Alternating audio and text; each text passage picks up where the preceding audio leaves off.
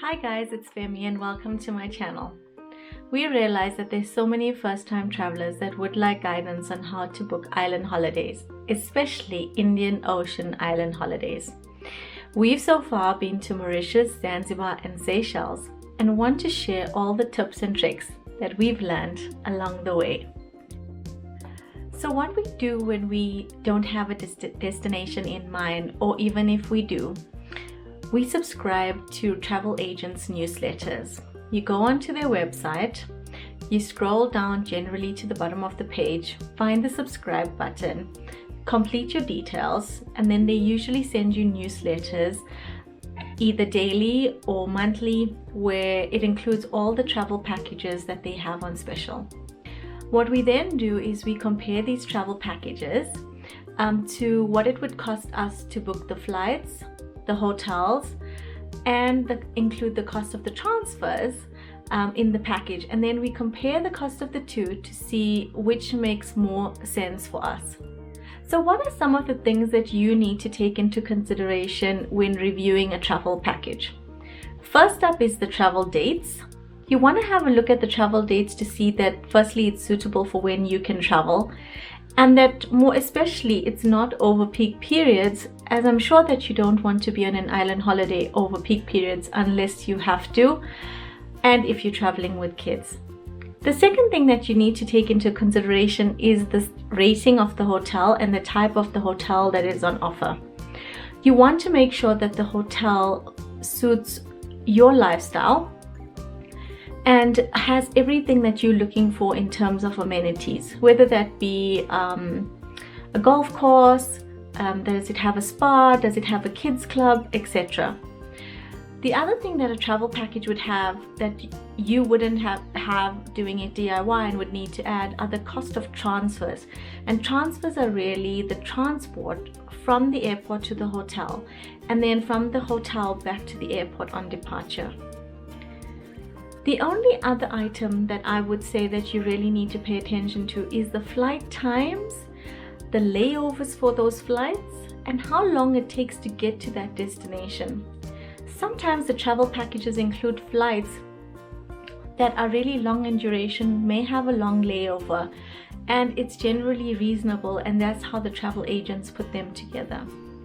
I do want to add though, we've done this a few times now, and it is really difficult to sometimes beat the packages that the travel agents can get for you. They're obviously large groups like Penn Travel and Thompson's, and they can negotiate deals that you may not be able to on your own. So do compare the costs, but 9 times out of 10, the travel packages are generally cheaper, especially for island holidays. This doesn't apply to all holidays. So one of the downsides to going with a travel package instead of doing it DIY is that we all belong to loyalty programs, and what these loyalty programs offer is generally discounts with certain airlines and hotels. And what happens is if you go with a travel package, you either don't use these loyalty discounts that you get, and nor do you earn anything on it. So say for example you belong to a loyalty program that offers you 10% of flight discounts. You're not going to be able to use that together with a travel package. The travel package is standard and is not subject to any further discounts from any other loyalty programs. You may still, however, be able to earn your air miles, but you may not be able to earn any points from any hotel providers. So there are upsides and downsides to going with a travel agent with a package and then doing it DIY. So when you look at all these packages and you see all these different prices and different hotels, what you really need to do is make sure that you review the hotel. One way is to go onto travel sites where other travelers leave reviews like TripAdvisor, Booking.com. Have a look to see what other travelers are saying about the accommodation. This way you get a good idea of whether the hotel accommodation meets your needs. The things that we look out for generally when looking at the reviews are the condition of the hotel, the quality of the food, and whether it includes amenities that we're looking for from our island holiday.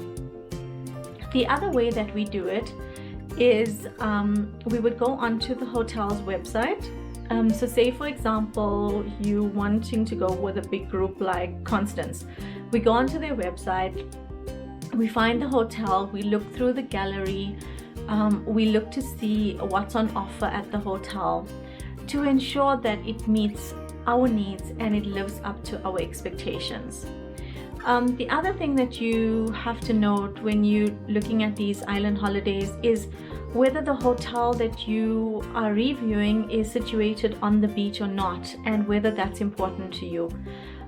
Most of the time at these island holidays you are looking at resorts that are situated on the beach, but in more exotic locations it could be that you may not have a sea view and your resort may be a few streets away.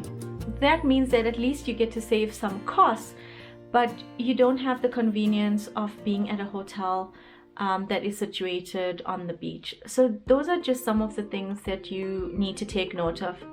The last thing that I want to chat to you about, which is synonymous with Indian Ocean Island holidays, is the idea of full board or half board. And what we're going to do is we're going to cover that in the next video. So if you like what you see so far, please click subscribe, and you'll get all the information in the next video.